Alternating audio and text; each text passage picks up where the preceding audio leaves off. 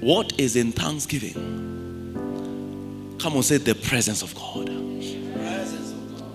If you want your soul to be conscious of God's presence, engage in intentional, continuous thanksgiving. If you want your issues to be sorted, qualify for His presence.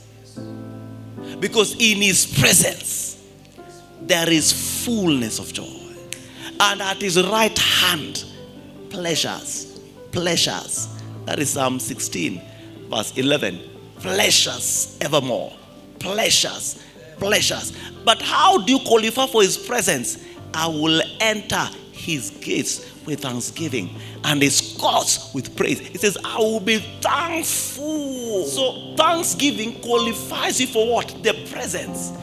Your soul becomes conscious. Now, I know, and I've taught you and I'll keep saying it. You see, there is no way that, David says, I will enter His gates with thanksgiving because he was not born again. No, David was not born again. That's why it says, I will enter. But now, in Christ, us who are born again, we're already in Christ. So we don't need to enter. We are in. So what happens? When you thank God, your soul becomes conscious of that presence. And the more you're conscious of God's presence, the more it works. So for us, we are thanking God not to enter. We are thanking God because we are in. For in Him we live. In Him we move. We are already in God, in Christ.